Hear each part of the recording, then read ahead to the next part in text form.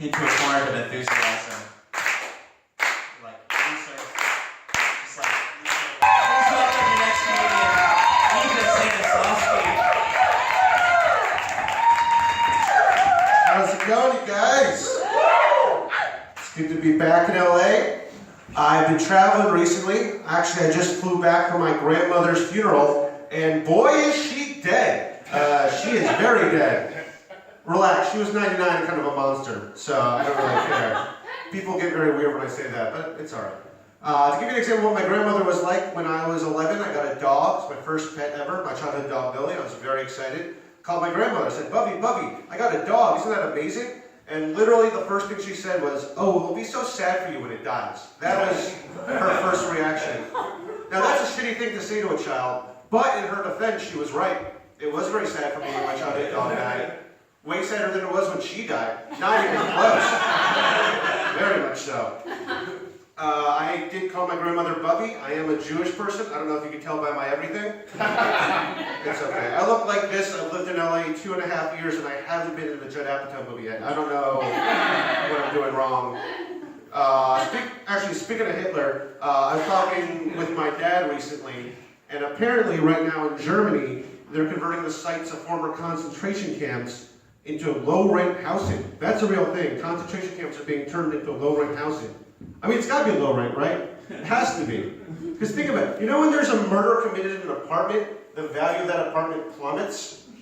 That's literally the most murders you could have in one apartment complex. Just nothing but murders everywhere. It's got to be so cheap. It's got to be so cheap, Jews are moving back in. That's you open up a dresser. Oh, look, Bubby left her nightgown. Oh, look at that. Yeah, it's okay. It's okay. I don't care. Personally, I don't even consider Jews a minority anymore. I don't. We're just another blend of white people at this point. We're just another blend of rich, white, entitled white people. That's all it is. Because to be a minority, there has to be institutional oppression and segregation and disenfranchisement that blocks you from the same rights as anyone else solely on the basis of your race, gender, creed, whatever, what have you. I was born in 1986. You know the grand total of anti-Semitism I faced in my lifetime? One mildly awkward conversation when Passion of the Christ came out. That's it. That's the extent of my impression. I can't go up to a black friend of mine and be like, oh man, Ferguson, that's rough, man. You know, us minorities, we really got to stick together. Hey, remember that movie that came out 10 years ago that was kind of a big deal? Well, I talked about it with a Catholic friend of mine. He had an opinion on it that I didn't expect, and it made me feel weird for an afternoon. I tell you, us minorities, man, we really... Shut the fuck up, Ethan. Yeah, that's fair. That's fair. I have been traveling a bit, like I said. Actually, about a year and a half ago, I was at a gay bar in Bloomington, Indiana, because I make certain life choices. The gay bar in Bloomington, Indiana, by the way, is called The Back Door, which is very subtle name for a gay bar. That's about as subtle as a straight bar being called Straight Bar. Like that. Not fucking subtle at all. I've been to gay bars about like 10, 15 times in my life, usually for a comedy show. Occasionally a straight girl trying to fuck will take me there, but mostly for a comedy show. And I'll say this, as a heterosexual male, I do feel very uncomfortable at gay bars, I'll be honest. I feel very uncomfortable at gay bars. And it's not because I have a problem with gay people, or even that I'm weird about guys hitting on me. It's more just like, I don't want to disappoint another dude. Like this, does that make sense? Like I'm not gay, but I know how men's brains work at bars. Like, do you know how many hours of my life I've wasted talking to women at bars who have zero interest in fucking me at all, and I don't figure that out until I'm 2 hours deep into a conversation about a product management job that I could give two shits about? I don't put another guy through that. I think that's very inconsiderate. I throw in that I'm straight at a gay bar as fast as a woman throws in she has a boyfriend at a straight bar. Just immediately, right off the top, just get out of the way. I start wingmanning them. I don't care.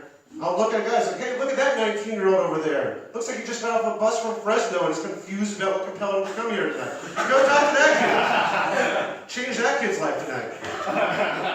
That's what I turned into. Can we just stop with the homophobia in the world at all? It's at this point in time, it's so fucking stupid that there's still homophobia. It's fucking retarded.